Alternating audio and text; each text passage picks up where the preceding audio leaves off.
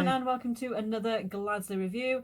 So we've just done it. We've finished watching the amazing Mandolorian series, the season finale, and yeah, it's exciting. Absolutely, a lot to talk about. But first, this video is in tribute to the late, great Jeremy Bulloch, who was the original Boba Fett in Empire Strikes Back and Return of the Jedi, who sadly passed away at the age of 75. A really nice man. I did manage to have the privilege of meeting him at quite a few Comic Cons over the years. Terrific guy. He's going to be sadly missed. As you've seen in the thumbnail, this is a spoiler review. We are going to be spoilers aplenty on this one, so you have been warned. Don't want to know? Look away now. So in this last episode, Mando gets his motley crew together to go and rescue Grogu from Moff Gideon in his light cruiser. And straight away, I want to talk about the Dark Troopers in this. Yeah, we saw them previously for like a few minutes, but it wasn't half as much as what I expected. Oh my days. I was watching this today and I was on my dinner. And I was so worried for the guy. I was so worried for Mandalorian, and oh my god, they were just kicking the crap out of him. Yeah, there's the repeated punching into his helmet. I know, I was like, he's not going to make it out of this alive. But they were so badass. They were so fierce. And they look amazing. They look so crisp. Yeah, I couldn't put it better myself. What also helped was Ludwig Göransson's amazing score throughout the TV show. But I mean, it was hyped up a lot in this one. Yeah, given the theme for the Dark Troopers with dubstep, I would never ever put dubstep in Star Wars, but it works so well. Yeah, it just added to it 10 times. It was so exhilarating to watch. It was fantastic. It was such a great piece. Yeah, very, very tense, very scary, but amazing. Next, we have to talk about Moff Gideon. He was amazing in this episode. I like that he's, like in chess, he's working 3 moves ahead, but in a worst case scenario. So basically, he thought that if my stormtroopers get wiped out, they're always going to think I'm going to be on the bridge, where really I need to be with Grogu in the detention cell. And fingers crossed, either Mando or Bo-Katan will turn up. For him, it was Mando, but wow. Yeah, he did have a lot to do in this episode, which I really liked, and he was such a badass as well in this. He was like, he knew what was coming before even Mando was coming, especially. Yes. And I just loved his character. He was such a good actor. I loved him.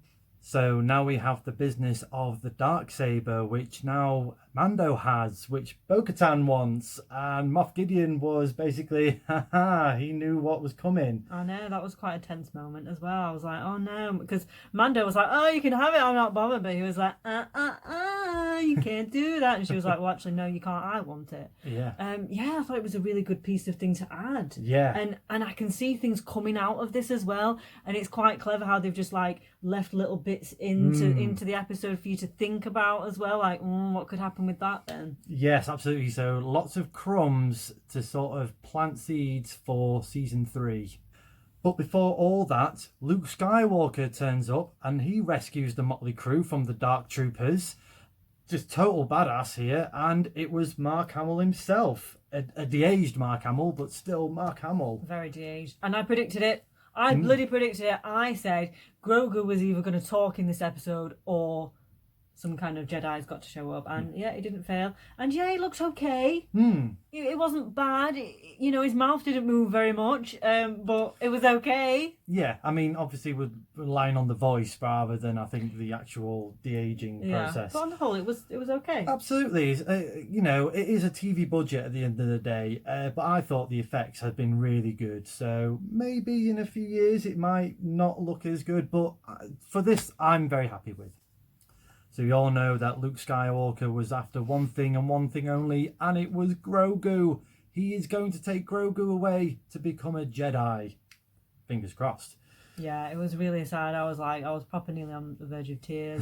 And when he was holding him, when Mando was holding Grogu and he took his helmet off, I thought that was a really emotional piece because, like you were saying, you was like, oh, well, he's taken his helmet off before and we've seen his face. But I was like, yeah, but it means more to Mando this time because in other situations where his helmet's come off, he's had to take his helmet off for Grogu for other reasons, like he hasn't had a choice. Whereas here, he had a choice, he didn't have to do that, and he did it for Grogu, so it was a nice emotional connection there that you saw. Yeah, I totally agree with you. I think that was a point well made. And then we get a bonus feature at the end of the credits, or just after the credits, of Boba Fett going back to Tatooine, back to Jabba the Hutt's palace, and basically taking over the show. He is now in charge of the palace, and we're going to have the Book of Boba Fett coming out next year. Yeah, that is extremely exciting news. I can't wait to see what they bring, and I didn't expect anything less of Boba Fett to do that. Yeah. And I was getting a bit confused as well towards the end, because I was like, okay, so it's finished now and the credits are coming on, but it still says there's 20, like so many minutes left. I'm like, what's going on? There can't be like so many minutes of credits. What is this? And then obviously you saw the Boba Fett thing, and yeah, you know, fair play to them, really exciting times. So on the whole, season 2 has far exceeded my expectations. I wanted the bar sort of here, and I say it's gone up here in terms of introducing new characters, bringing back old characters like Boba Fett and Ahsoka and Bo-Katan. It's really just sort of springboarded to different sort of seasons and spin-offs for the Star Wars lore.